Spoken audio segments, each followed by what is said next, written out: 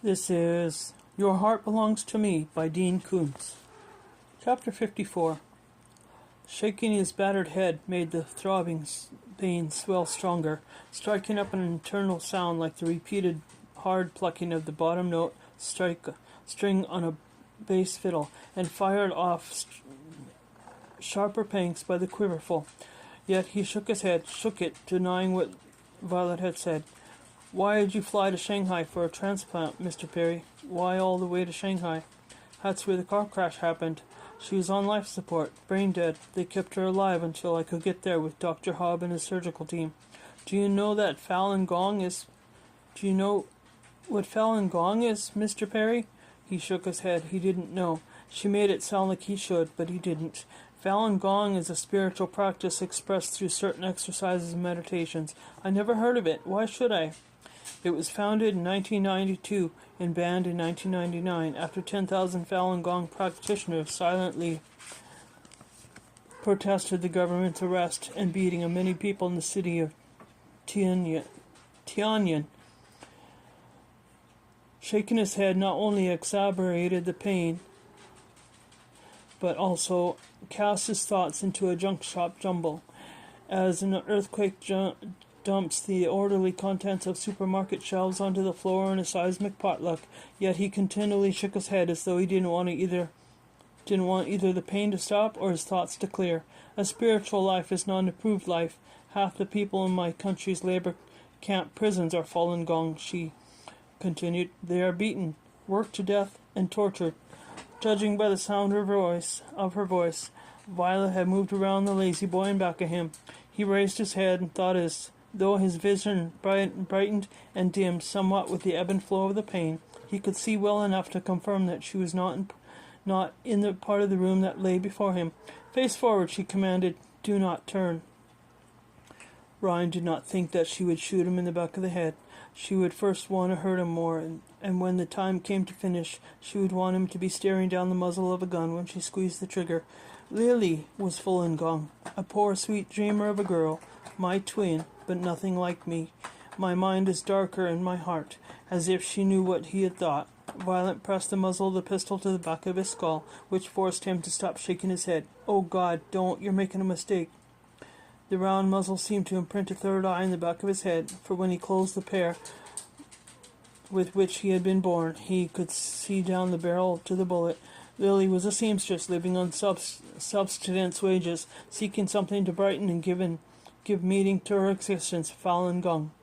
On his face, on his hands, on the chair, his spilt blood issued a faint odor that perhaps only he could smell, and nausea threatened. She said, "They arrested Lily 2 years ago. I spent a year trying to get her freed, trying so cautiously, so superstitiously. Surreptitiously. His darkness yawned like the deck of a ship, and he opened eyes, fixing his stare on the armchair where previously she had been seated, forcing stillness on the room to stave off nausea, forced labor, beatings, torture, and rape. Not all the Falun Gong prisoners are subjected to those things. Some are kept in good health to be harvested." A sob escaped Ryan, and he struggled to control himself, for he intuited that instead of earning sympathy for him, his tears would inspire only a murderous contempt. His best hope was steadiness. "Shh!" The exercise of restraint and an appeal to reason. "I never heard of Falun Gong," he insisted. "Never?" "There's a hospital in Shanghai that exists for two purposes only. First, for certain experiments. Second, to provide transplant procedures for exalted state officials in ill health and for wealthy foreigners who can meet the very high cost." To his surprise, the woman stepped into view again on his left side. She had pressed the muzzle so hard against the back of his skull that he felt the impression of it even after the pistol had been taken away. "I learned 3 days before the surgery, that Lily had been transferred from the labor camp to the hospital." She held the pistol in her two-hand grip, 5 feet from him, aimed at his throat, but no doubt allowing for the bullet to pull up with the shot, to shatter his teeth with the bullet, and to punch out the back of his head. My sweet Lily's kidneys were needed by 2 comrades, her liver by another, cornea by a fourth, and her heart by some lord of the internet, one of the 100 most eligible bachelors. He learnt now a new thing.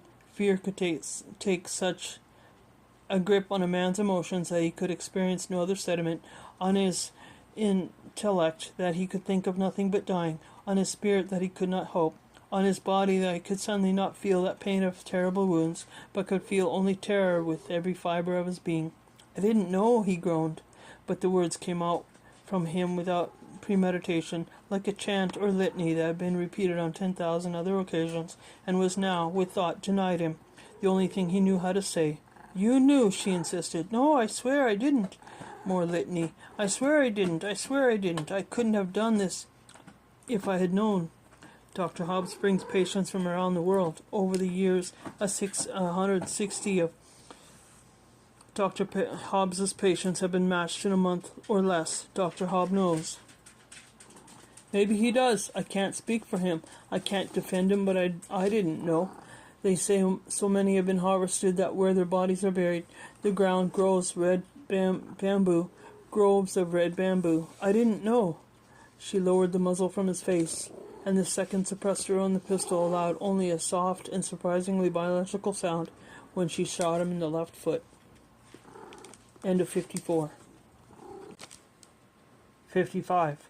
Terror could not antithesize against a bullet wound, at least not entirely, and it could not staunch the blood, but the wound proved less debilitating than Ryan would have imagined, producing not violent and thrilling throes of pain, not agony, but suffering of a kind that cleared his fogged thinking, that broke him out instantly into the head-to-foot sweat. Even a chill settled through his stomach, and his bowels racking him with shudders that rattled his teeth. He didn't scream because he didn't have the wind for it, but the woman said, "If you scream, I'll make you stop the hard way, and then that follows will be even worse for you than it would have been." The sounds he made, even sometimes low and choked off, sometimes thin and tremulous and pathetic, but he would not carry beyond the walls of the house. Instead of sliding to the floor, he withdrew into the commodious recliner, holding in his right hand the soft shoe that encased his wounded foot, because he found that gentle pressure eased the pain. "After losing my Lily, I lived to find you." With that singular languid restlessness, Violet circled the room again, like some black bird that had flown in through an open door, a winged messenger of merciless intent, seeking now a permanent roost. "I needed 10 months to escape China. 3 of us defected on a mission, then 2 more months to get to this country. So study you and plan." Behind the brightness of his pain, a dark incoming tide waved through Ryan's mind, rising above all the sea walls of his defenses, and from beneath the fear of death, a worse fear than till now he had neither experienced nor imagined to exist. "Hob knew," she said as she roamed, and now all that Ryan could say was, "He didn't tell me." "Of course he didn't say. Let's go to Shanghai and tear open a perfectly healthy girl for you. If he didn't tell me, how could I have known?" he pleaded, but the plea sounded weak to him. How could I have known? By what he implied. To this he could say nothing. She would not relent by what you inferred. The dark tide breaching his long defended sea walls was a tide of truth. She said, "By the implicit meaning of an international donors list, by the implicit meaning of only a 1-month wait for a match, by the implicit meaning of the astronomical cost, by the implicit meaning of an emergency flight to Shanghai, by the implicit meaning of the 1,000 winks and nods you must have witnessed." The word shuddered from him. Subtext.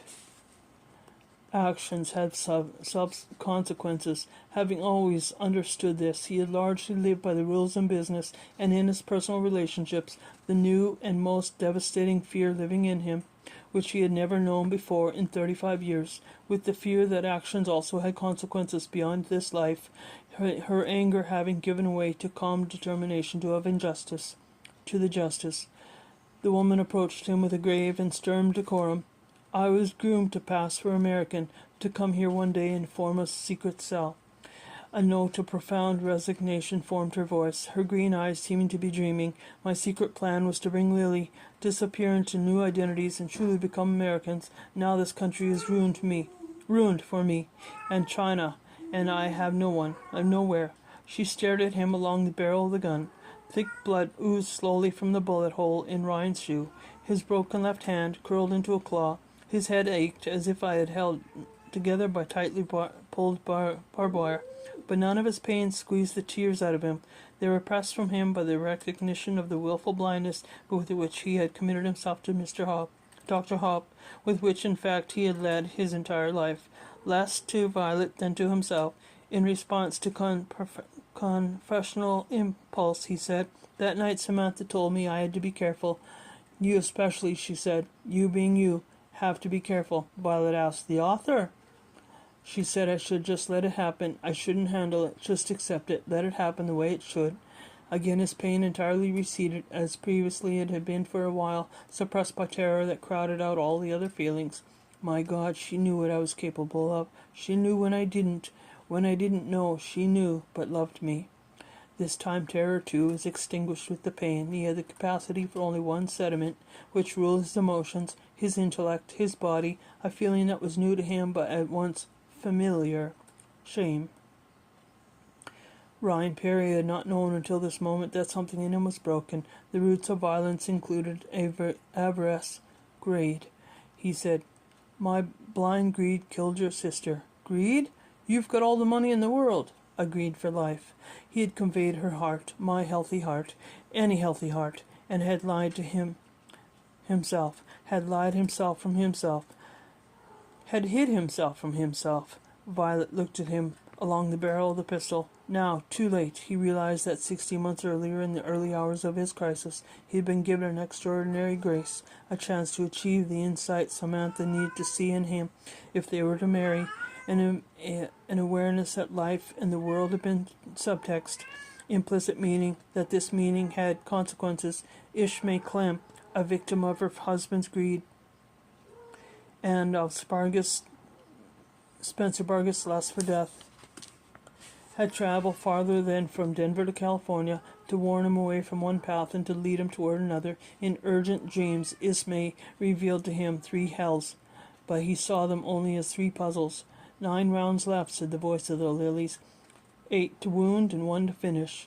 By whatever office Ismay held in death, she had revealed the simple truth. Ryan saw now that he had turned that truth inside out, twisted and knotted it, until he made a mare's nest of it. Instead of wonder, he reacted with suspicion. He saw dark conspiracy where he should have seen grace. He reasoned his way to explanations that required sinister poisoners. Hallucinogenics slipped into his food, conniving employees. A whole world turned mysteriously against him. Only one conspirator had existed.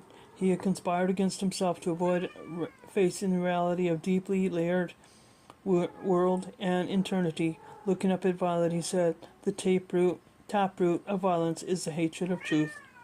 Dead lilies, living twin, shot Ryan high on the left side, just under the shoulder blade. He was still of this room, but not entirely, in part transported and removed from his pain. His body so weak that it no longer had the capacity to share with him the symptoms of its suffering, but this time he entertained no illusion that anyone had secretly slipped drugs to him.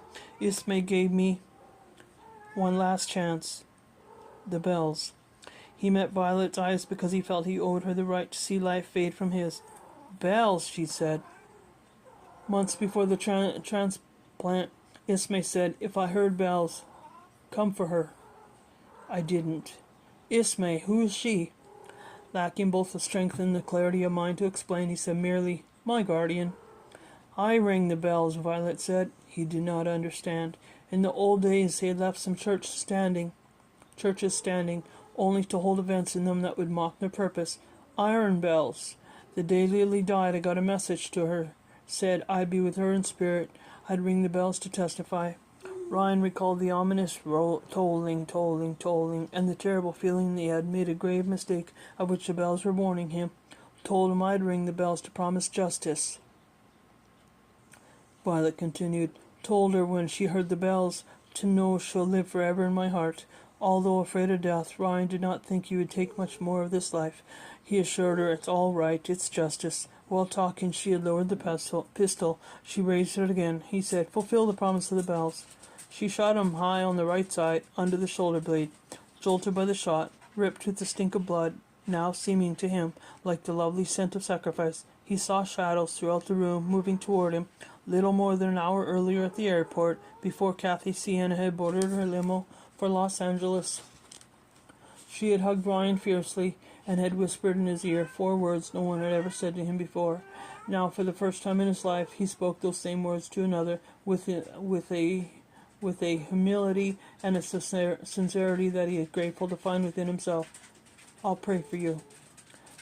Because he had 1 foot outside of time, Ryan could no longer accurately gauge the passage of seconds, but it seemed to him that Violet regarded him for a full minute or two between shots. He was summoning the strength to reassure her again when she turned away from him and fired at one of the posters. 6 shots remained in the magazine, and she used them on dead celebrities, on Chairman Mao, on the lava lamp which burst brightly. Without another look at Ryan, she walked out of the room and left him to die. End of 55.